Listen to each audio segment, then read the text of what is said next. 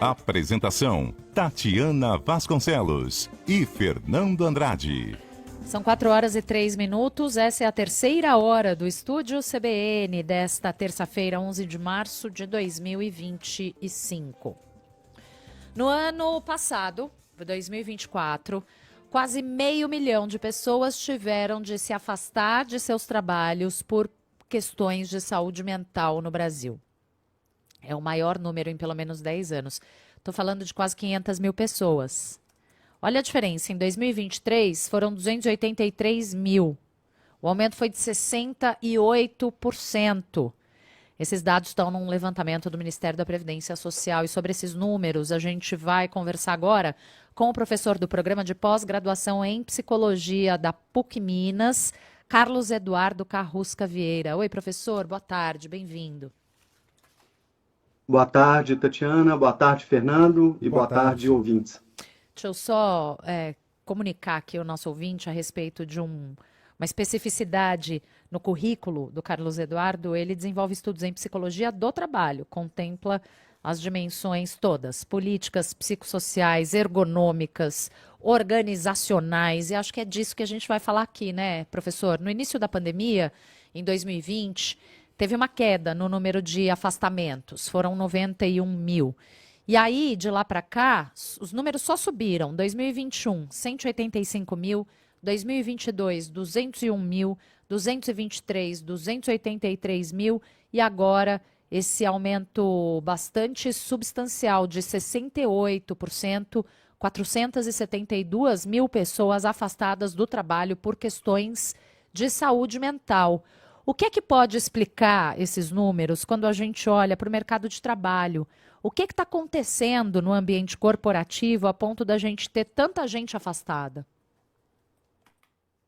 Tatiana, Fernando e ouvintes, de fato, a resposta a esses números e a esse cenário que foi apresentado a partir dessa pesquisa realizada nos dados do Ministério da Previdência Social, a resposta ela não é simples. Isso nós já sabemos, eu vou tentar sumarizar um pouco fatores que certamente contribuíram para o aumento vertiginoso desses números e que refletem, em parte, a realidade. Tá. Pode até parecer um pouco assustador dizer isso, já que os números já são tão altos, mas a gente pode começar desde o princípio já dizendo que esses números ainda estão aquém da realidade que os trabalhadores brasileiros vivenciam. E eu explico a razão disso.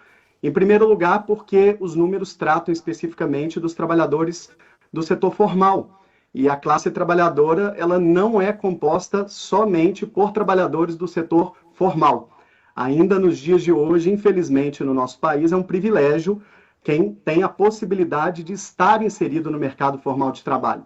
Mas a gente precisa falar que a classe trabalhadora é composta também pelos trabalhadores informais e ainda tantos outros, e os trabalhadores em situação de desemprego.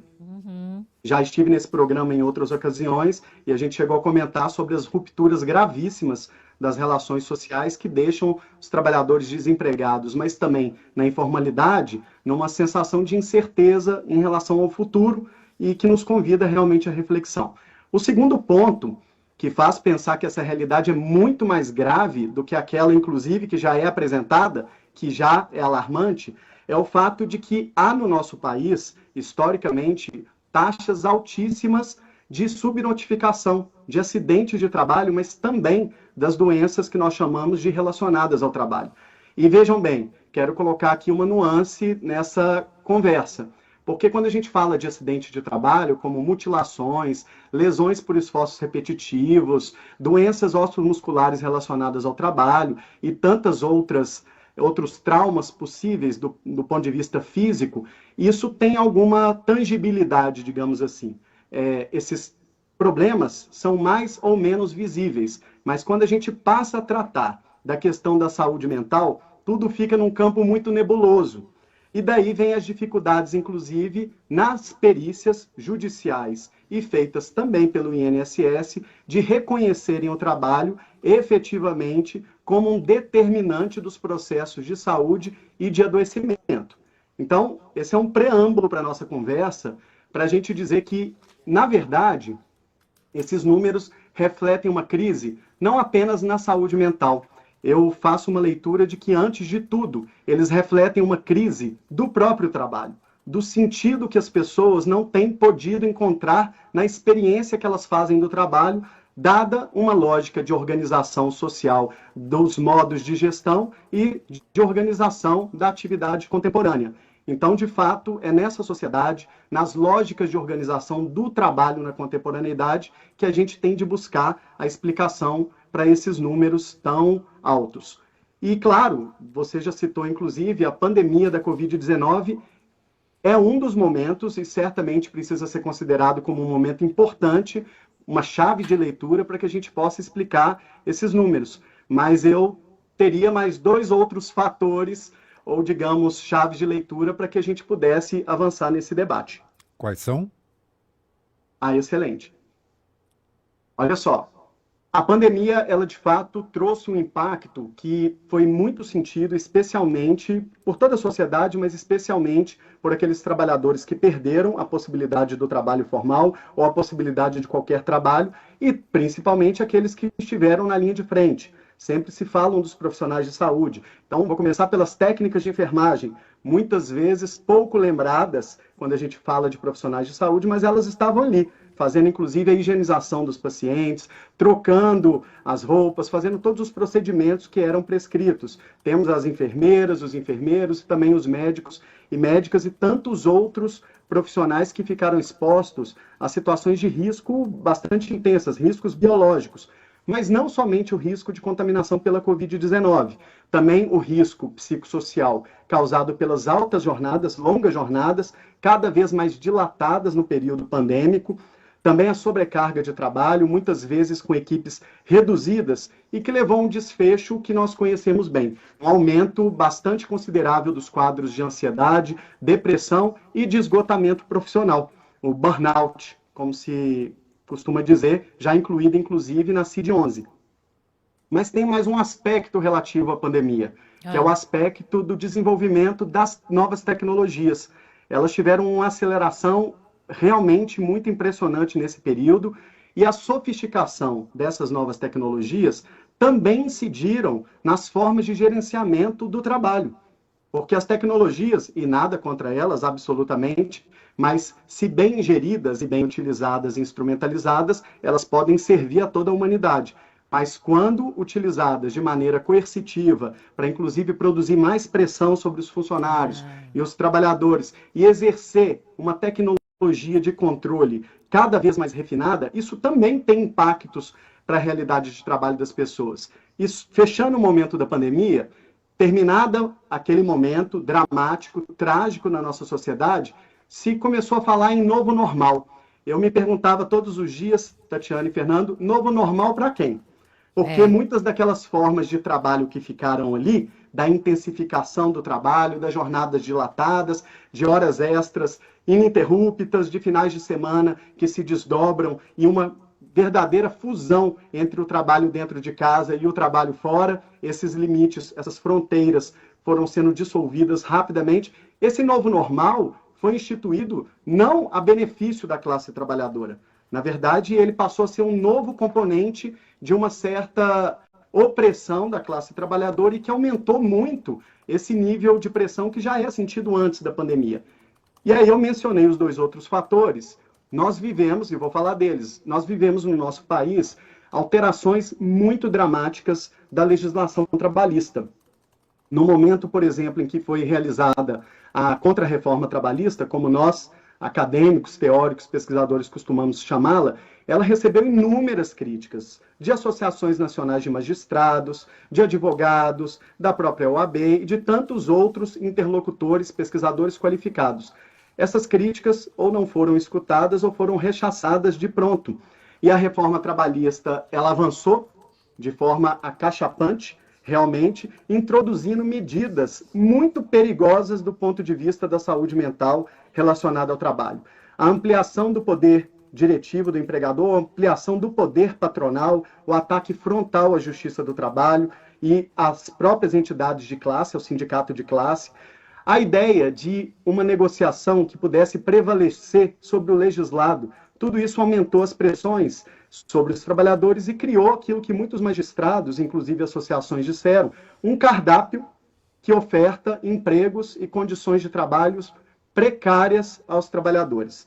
Então, esse é o segundo ponto que eu destacaria como ponto de incidência da pressão. E o terceiro, talvez o mais importante, porque contenha os outros dois, é um processo contínuo que nós temos vivido de precarização das formas de trabalho. Prosperam muito no nosso país formas de trabalho desregulamentadas, desumanizadoras e realmente precárias. Os trabalhadores, por exemplo, por aplicativos, essa é uma discussão que alcançou inclusive o STF. São trabalhadores, são pessoas fazendo uma prestação de serviço, mas não reconhecidas como tal, né? E como prestadores. Esse debate segue, e de um lado alguns dizendo não, isso não há vínculo empregatício, de outros como eu, dizendo sim, há vínculos, há subordinação direta, e tantos outros princípios são atendidos ali nessa relação de trabalho. Ali, para os trabalhadores, não só da informalidade e os trabalhadores desempregados, mas também aqueles que estão no mercado formal, há pressões diferenciadas. Para aqueles que estão na informalidade e desempregados, há o desespero e o sofrimento, que não pode ser negligenciado, de alguém que não consegue avistar o futuro. É um futuro bastante incerto e produtor, ele próprio, de uma resposta emocional, que é a ansiedade. Às vezes o pânico... Para muitos, o futuro é o final do dia de hoje. Fernando, exatamente isso. É o que eu vou comer daqui a pouco. A quem eu devo pedir? Digamos que a classe trabalhadora foi posta numa situação de não é entregue à própria sorte, é ao próprio azar. A deriva, como diziam alguns sociólogos, como o caso do Richard Sennett. O professor Ricardo Antunes, que é um sociólogo do trabalho muito importante, de destaque no nosso país, conhecido de vocês, certamente, destacou por muitas vezes que o Brasil vive, e esse é o terceiro ponto, uma espécie de experiência como um laboratório da precarização do trabalho.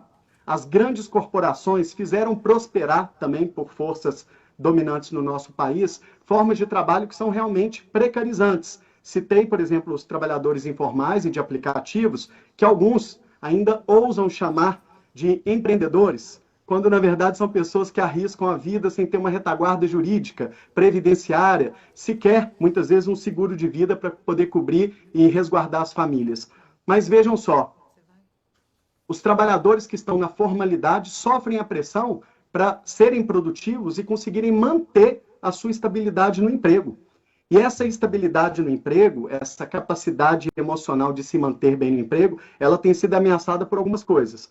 Aquilo que você falou logo no início, Tatiana, o que tem acontecido no mundo corporativo? Eu te respondo, passeando por vários campos de trabalho. Redução de efetivos, aumento das demandas, intensificação do trabalho, metas muitas vezes irrealizáveis, absurdas e feitas à revelia daquilo que são os recursos disponibilizados para quem trabalha. Sim. Então a equação, ela não fecha, Tatiana e Fernando. Não fecha. Você tira gente da equipe e cobra cada vez mais. O que as pessoas costumam fazer?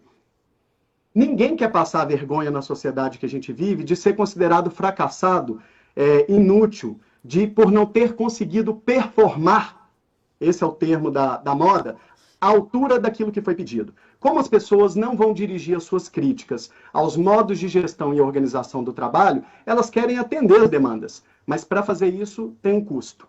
E o custo nós estamos pagando agora com esses números que vocês citaram, que realmente ilustram uma parte do contexto e as formas, habitualmente, que nós temos construído de trabalhar e que precisamos, evidentemente, revisar. Sem dúvida. Então, olhando aqui para o levantamento mais uma vez, o maior número de afastamentos ocorre por causa da ansiedade. Em segundo vem a depressão. Depois tem a depressão recorrente e depois transtorno bipolar.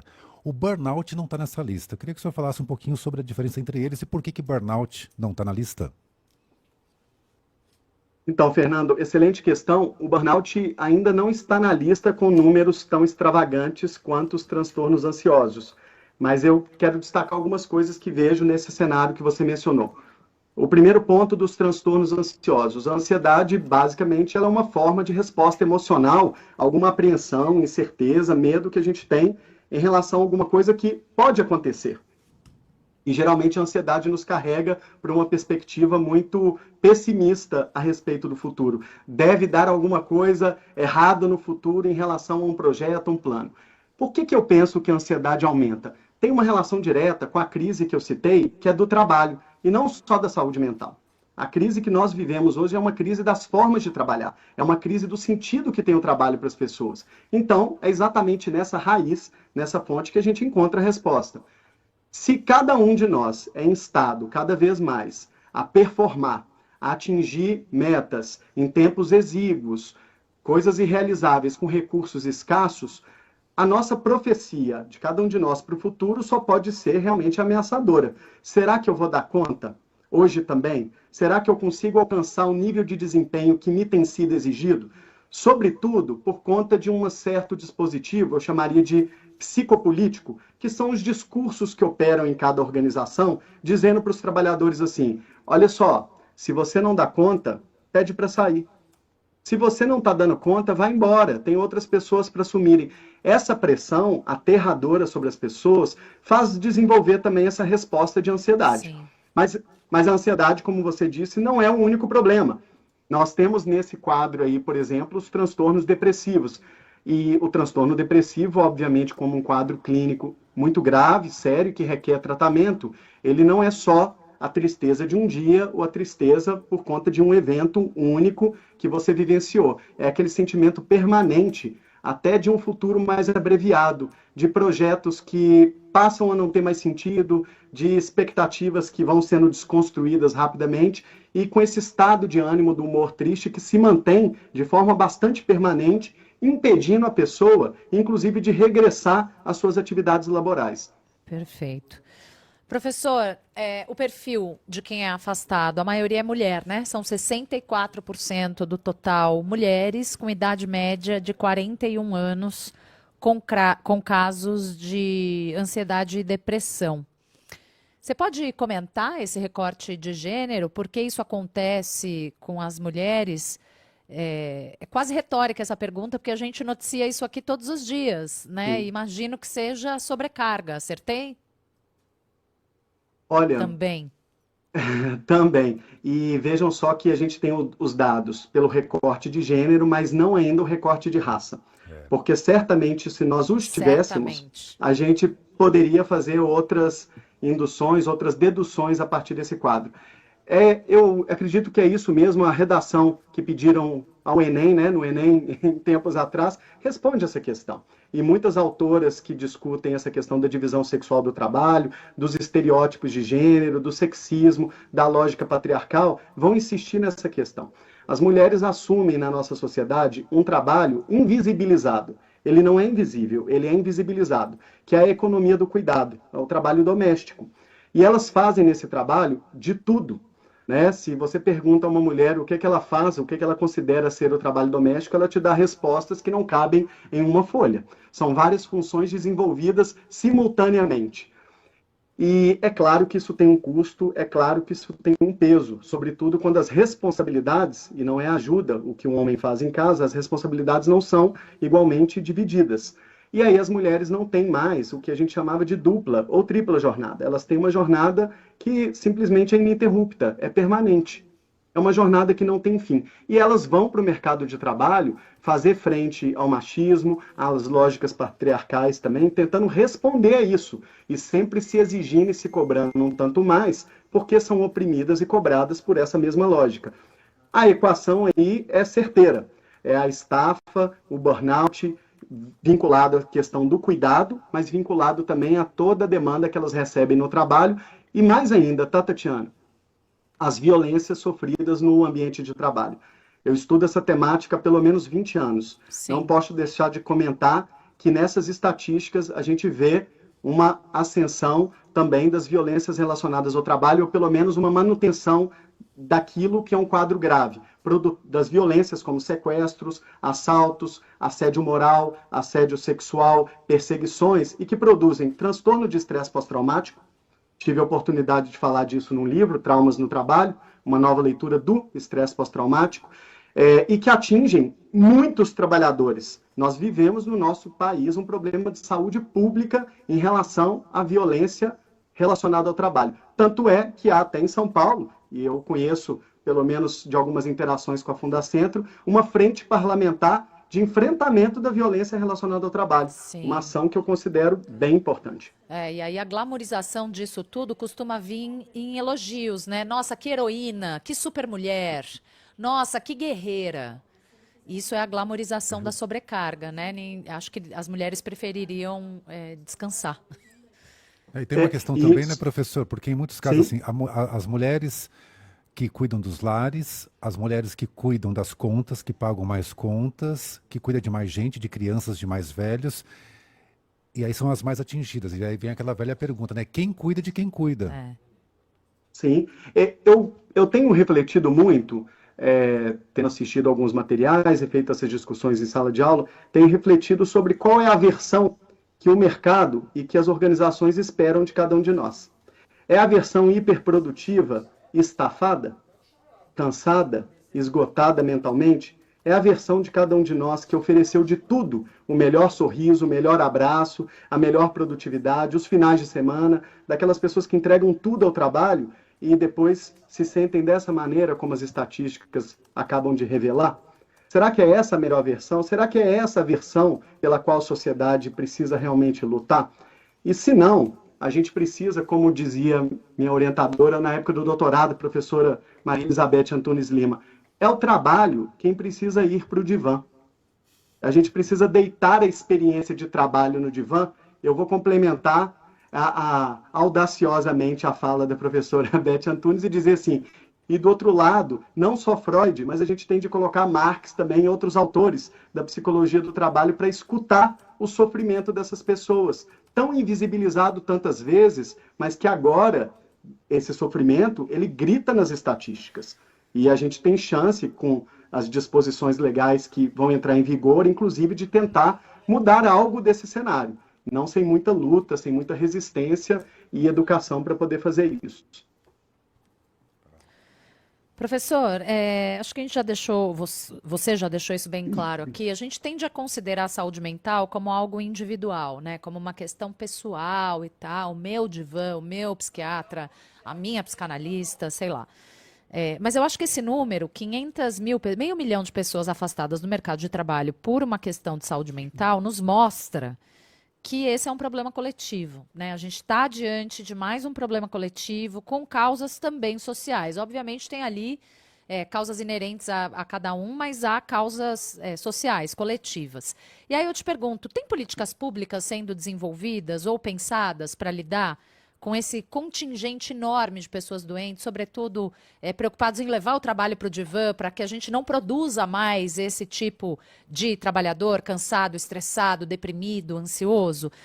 Se a gente olhar para os governos, governo federal, os governos estaduais, municipais, os legislativos, tem alguém pensando nisso? Tatiana, o que eu posso te dizer sobre isso? Primeiro de tudo, sim, estamos tratando de uma questão que tem dimensões coletivas, materiais, sociais, fortíssimas. E essas dimensões elas não podem ser desmembradas, desarticuladas.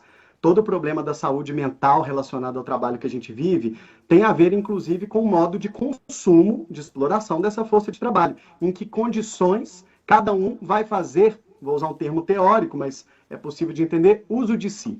Em que condições cada um de nós podemos fazer uso das nossas habilidades, afetos, capacidades, do próprio corpo, para poder responder à dinâmica do trabalho e às demandas, às vezes muito mais exigentes do que a capacidade individual poderia alcançar.